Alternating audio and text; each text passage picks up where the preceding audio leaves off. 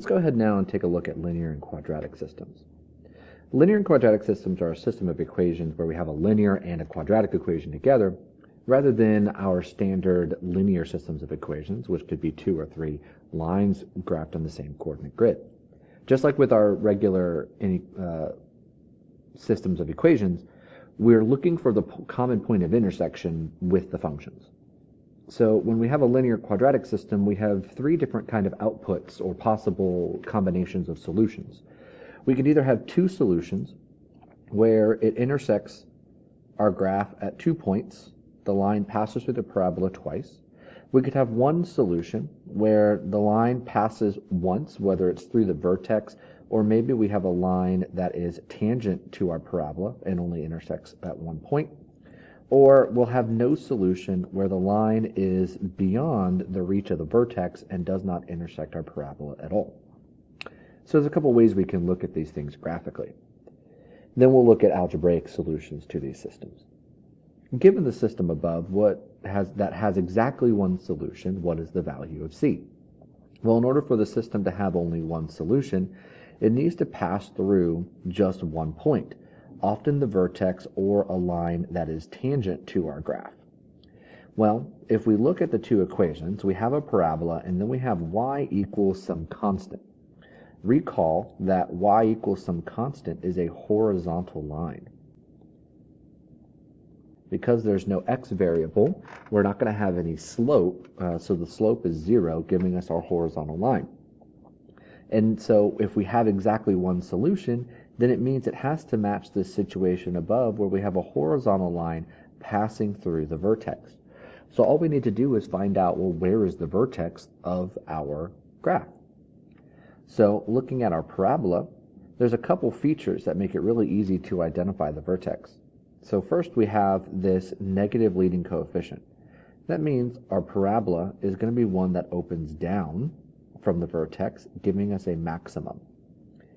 And then since we have this plus 4, that's a vertical shift up 4 units. So our parent function of a parabola starts at the origin at 0, 0. But if we go ahead and shift our parabola up 4 units, then we get a parabola that opens down with a vertex at 0, 4.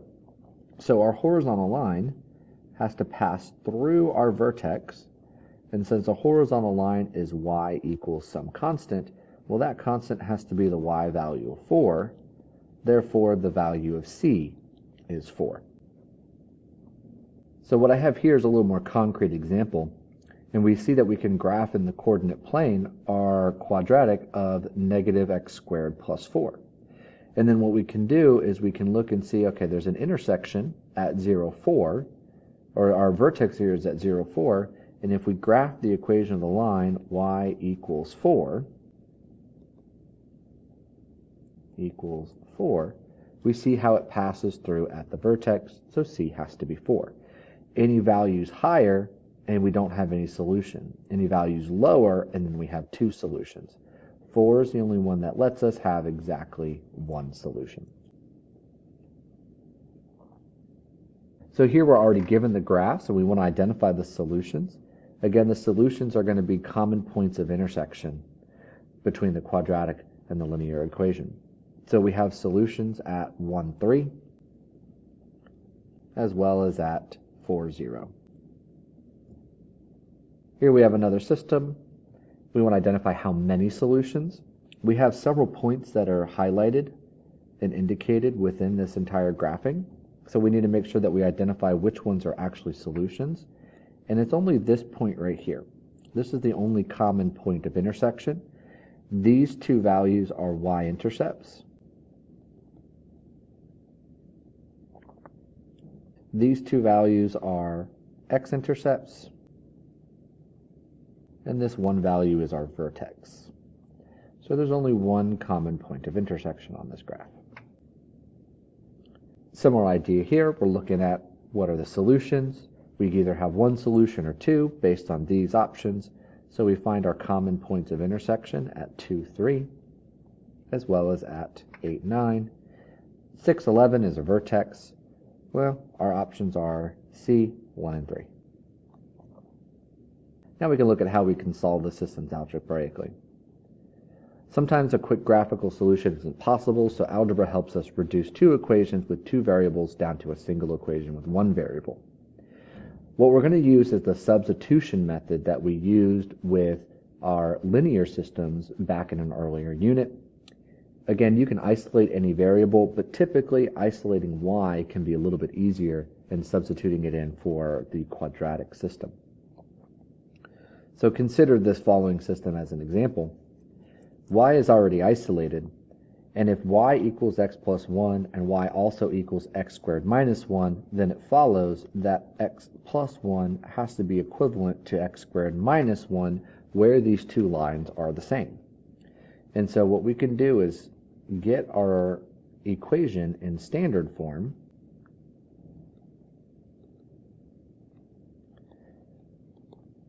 so that we can factor it, solve it,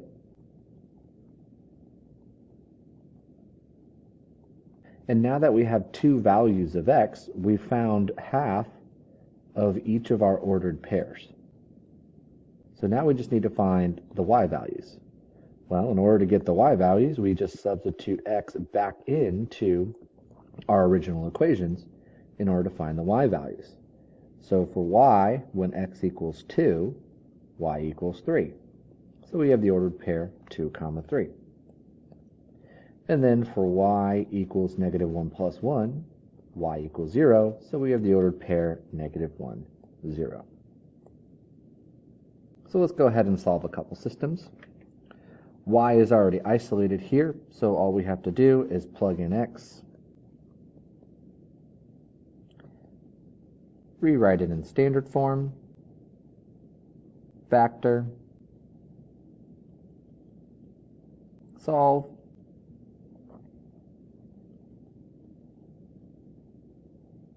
and then we can substitute back in for our ordered pairs. So 3 comma something as well as negative 2 comma something. Well, if we plug in 3 into our original equation, well, then the y value is 3. If we do the same thing for negative 2, we get y equals negative 2, and there's our two ordered pairs. Here, y is not isolated, so what we can do is go ahead and get it by itself. Set the two equations equal to each other. Standard form. And here we don't have a trinomial anymore, it's a binomial, so we can factor out a GCF. Set both factors equal to 0. Solve. And now that we have both values for x, we've got half of our ordered pairs, 0 comma something and negative 2 comma something. We can go ahead and plug in both of these x values.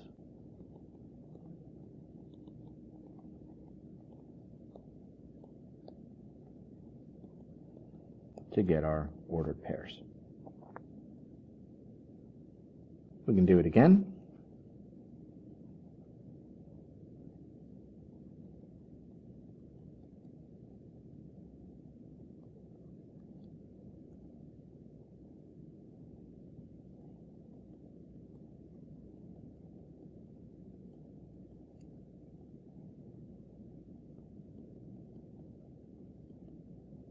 So we have two values for x, again, negative 4 and 1, and we can see that, well, there's only two possible solutions that have those x values, and so we just need to see which one has the correct solution. We could substitute either of these values of x into our original equation and see which one works.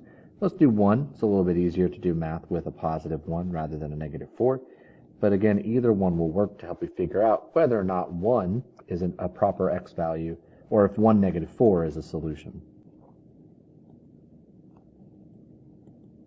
So this gives us the ordered pair 1 comma 0. So 1, 0 is a solution, meaning that 1, negative 4 is not. So then by process of elimination, we know that A has to be the correct answer. We could verify it if we wanted, but we don't need to. We would just take negative 4, substitute it into our original equation, and then solve for y. we'll find that y is indeed negative 15, verifying our solution. Last but not least, we can go ahead and solve this equation for x by substituting y with the expression 4x minus 2. But notice for this one, all they want are the x values. A and b are x values of the solutions. We don't need the y values. It wants us to find the x values and then just add them together. So we can get this in standard form. We can factor it. We get x values of 7 and 1. And they said, well, the x values are a and b, and the sum of a and b would be the sum of the two x values. So we get a solution of 8.